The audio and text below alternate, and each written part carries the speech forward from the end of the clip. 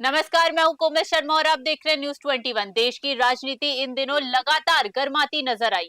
अंतर्राष्ट्रीय और राष्ट्रीय स्तर पर हो रहे घटनाक्रमों को लेकर राजनीतिक बयानबाजी और भी तेज हो गई। इसी क्रम में मिर्जापुर में समाजवादी पार्टी के पूर्व राज्य मंत्री गुलाब चंद यादव ने कई महत्वपूर्ण मुद्दों पर अपनी प्रतिक्रिया दी। हमारे संवाददाता SN यादव से खास बातचीत में उन्होंने अमेरिका द्वारा भारत को 30 दिन के लिए रूस से तेल खरीदने की छूट, अमेरिका, इजराइल और ईरान के बीच बढ़ते तनाव, बिहार की राजनीति में नीतीश अध्याय के अंत और राज्यपाल को हटाए जाने जैसे मुद्दों पर अपनी राय रखी। इसके साथ ही उन्होंने एप्स्टीन प्रकरण को लेकर कांग्रेस द्वारा केंद्रीय मंत्री हरदीप सिंह पुरी के इस्तीफे की मांग पर भी टिप्पणी की।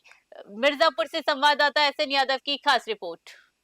इस समय बता दें कि जिस तरीके से देश की राजनीति में उथल-पुथल मची हुई है, हम बात करते हैं एआई समिट के दौरान जिस तरह से कांग्रेस कार्यकर्ताओं के द्वारा एआई समिट में विरोध प्रदर्शन किया गया, उसे लेकर पूरी तरीके से सरकार और यहाँ तक कि जो इंडिया अलायंस के उनके साथी ने भी इसको कहीं भी किसी ने समर्थन नहीं दिया और उसी दौरान इसको लेकर भारत अमेरिका डील को लेकर विपक्ष हमलावर रहा। और अभी यह मामला ठंडा ही नहीं हुआ कि जिस तरीके से अमेरिका ने यह कहा कि भारत को 30 दिन के लिए रूस से तेल खरीद करने की छूट। और राजनीति में परिवर्तन को देखने को बात करते हैं तो बिहार में जिस तरीके से परिवर्तन देखा गया वो अपने आप में एक अनोखा साबित हो रहा। राज्यपाल से लेकर मुख्यमंत्री तक अपने आप को, मुख्यमंत्री ने कहा कि मैं राज्यसभा जाना चाहता और राज्यपाल को वहां से हटा दिया गया। अब बात करते उत्तर प्रदेश की, तो उत्तर प्रदेश में जिस तरीके से धर्म और राजनीति जहां आपस में टकरा रहे, उन सभी मुद्दों को लेकर इस समय हमारे साथ मौजूद है समाजवादी पार्टी के पूर्व राज्य मंत्री गुलाब चंद यादव उर्फ मुन्नी। आइए इन सभी विभिन्न विषयों पर उनका राय लेते हैं, किस तरीके से इस सब विषयों पर देखते हैं, क्या नजरिया है, कहां तक आने वाले चुनाव में ये सभी मुद्दे, ये सभी जो राजनीतिक पहलू है उनमें कहां किस तरीके से बदलाव होने वाला है। जी बहुत बहुत स्वागत है आपका। बहुत बहुत धन्यवाद आपको, आपके चैनल को।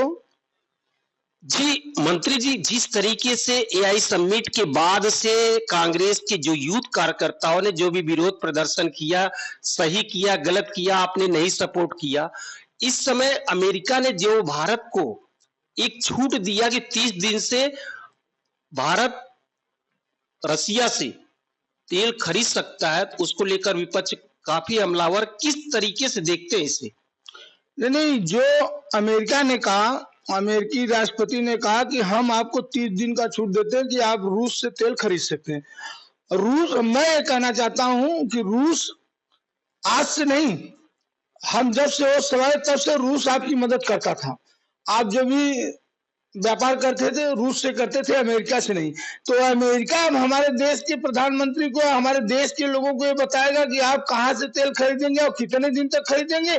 ये इससे बड़ा दुर्भाग्य हमारे देश का, हमारे देश के जो प्रधानमंत्री है उनका नहीं हो सकता कि आप हमको सजेशन दें। घर हमारा है, परिवार हमारा है, कहां से हम क्या लेंगे ये मेरा विषय है। ये अमेरिका उसको बताएगा कि हम कहां से कौन चीज खरीदने जाओ, कितने टाइम तक।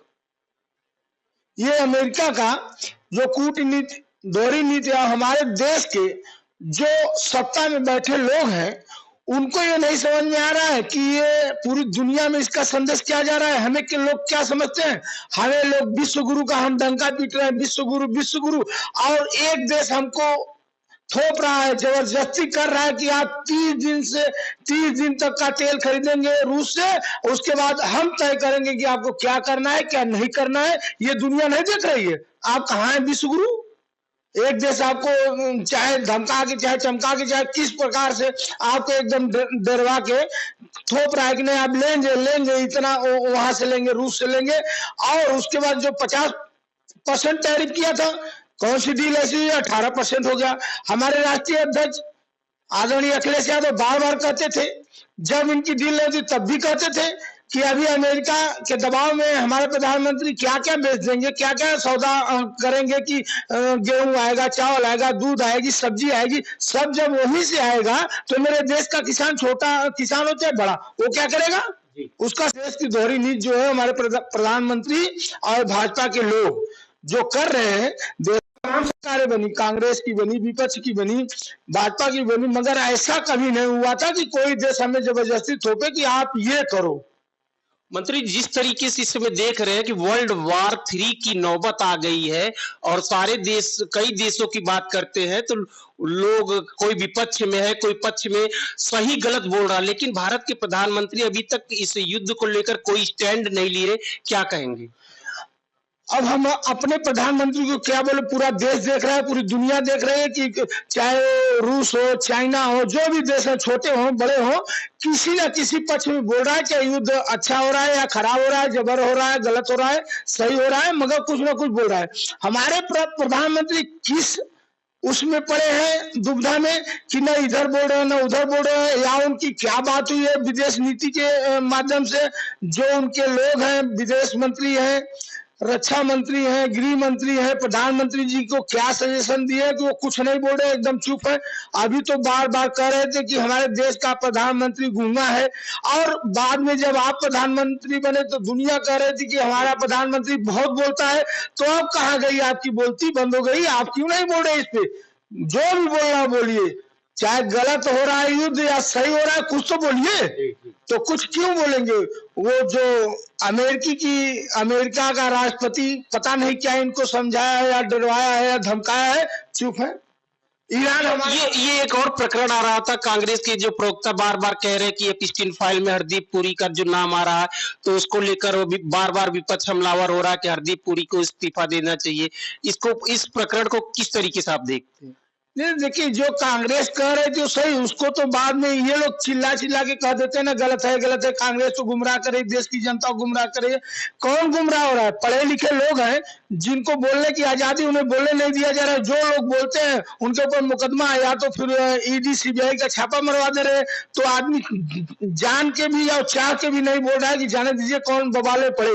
हरदीप पुरी का जहां तक मामला था इस्तीफा का, तो सरकारें तो तमाम लोगों से इस्तीफा ले रही है, तमाम लोगों को जहां तक थोड़ा सा भी अगर दिखा कि नहीं पब्लिक प्लेस में ऐसा हो रहा है तो इस्तीफा दो, हट जाओ, जेल जाओ, सीबीआई का छापा, इस पे क्यों नहीं बोल रही है? ये उनका क्या विषय है अंदरूनी, वो नहीं।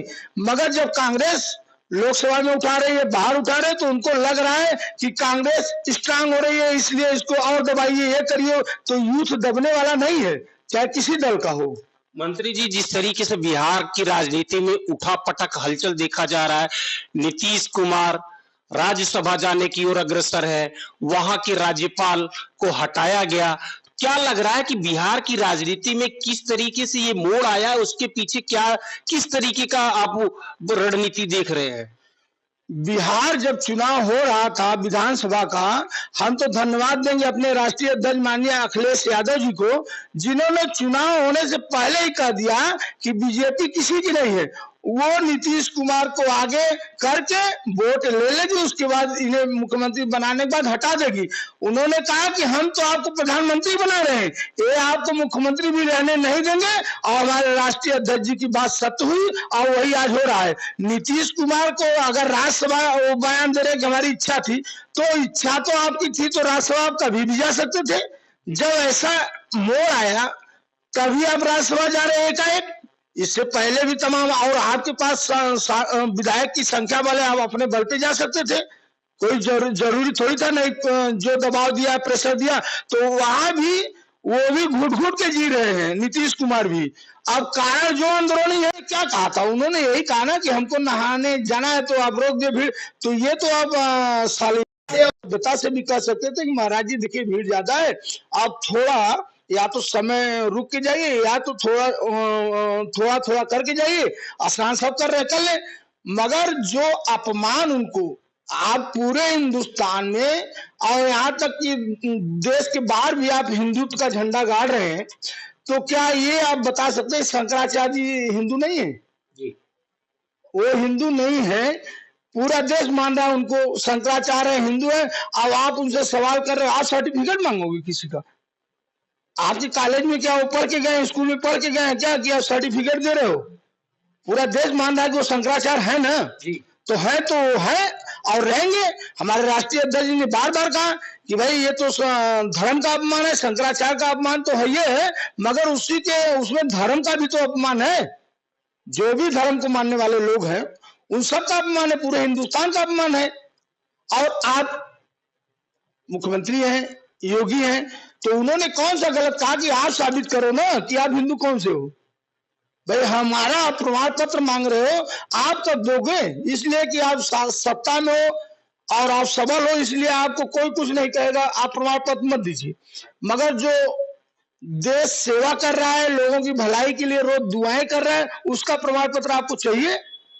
तो इसीलिए शंकराचार्य ने कुछ किया है। और जो हमारे राष्ट्रीय नेता ने कहा, जो कांग्रेस के लोगों का सब जान रहे हैं, वो भी जान रहे हैं। अब चूंकि करे क्या, बात तो खराब हो गई। जी। अब माफी कैसे मांगे, अब देखिए क्या होता है आगे। मंत्री जी, एक अंतिम प्रश्न लेते। तमाम सूत्रों की माने तो जानकारों का कहना है कि ये जो प्रकरण चल रहा है, कहीं ना कहीं इसके पीछे समाजवादी पार्टी कांग्रेस का हाथ है। जैसा कि पिछले दिनों जो ब्रह्मचारी ने शंकराचार्य जी पे आरोप भी लगाया और उन्होंने यहाँ तक कहा कि समाजवादी पार्टी और कांग्रेस और यहाँ तक कि डिप्टी सीएम को भी उन्होंने छोड़ा नहीं। तमाम ये प्रकरण है, तो क्या लग रहा है कि क्या इन सब पीछे कोई सियासत है, राजनीति है, या फिर वास्तविकता ये प्रकरण है? देखिए, राजनीति में धर्म का जो फायदा लिया वो पूरा देश जान रहा है कि धर्म का पूरा फायदा वही लोग ले रहे हैं, भाजपा के लोग और आरएसएस के। तो ये अब हम लोगों को तो अभी हमारे राष्ट्रीय अध्यक्ष जी जब पहले बोलते थे ये कांड नहीं हुआ था, तो कहते थे ये तो धर्म को मानते नहीं, नास्तिक है, कभी राम का दर्शन नहीं किए, कभी। अरे जो आप तो आज हुए हिंदू, आप तो आज वो, हम तो सनातनी है, जब से पृथ्वी पे मानो है। यादव वंश तो तब से है धर्म के उस पे चल रहा है।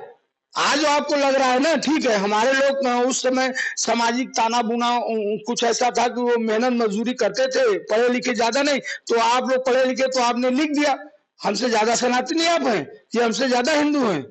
हम लोग तो आदियात से हिंदू हैं। आप कब हैं? आप आए, चोला पहन लिए, आप हिंदू हो गए। और हम ही को आप उपदेश दे रहे हो कि आप कौन से हिंदू, आप तो धर्म को नहीं मानते हो। सब मानता है, हम क्यों नहीं मानेंगे? हम हिंदू नहीं है? हम लोग आदियात से मान रहे हैं, हमारे पूर्वज माने। हम जिसकी पूजा आप भी कर रहे हो कृष्ण की, वो माने, तो हम क्यों नहीं मानेंगे? शुक्रिया विभिन्न विषयों पर अपने वक्तव्य देने के लिए। इस तरीके से आपने देखा कि हमारे साथ मौजूद थे समाजवादी पार्टी के पूर्व राज्य मंत्री गुलाब चंद यादव मुन्नी। जिस तरीके से बात की जा रही है, अमेरिका ने जिस भारत को 30 दिन का जो छूट की बात कही है, उसको लेकर, और बिहार की राजनीति के साथ साथ उत्तर प्रदेश की राजनीति में जो हिंदू धर्म के साथ राजनीति का जो विरोध टक्कर चल रहा है शंकराचार्य को लेकर, तमाम विषयों पर इन्होंने अपने जो राय दिए, इन सभी को देखते हुए ऐसा लग रहा है कि 2027 चुनाव अपने आप में कहीं ना कहीं धर्म और राजनीति का जो समागम कभी हुआ करता था, वो एक दूसरे के विरोध को लेकर एक जनता के पास किस तरीके से देखा जाएगा।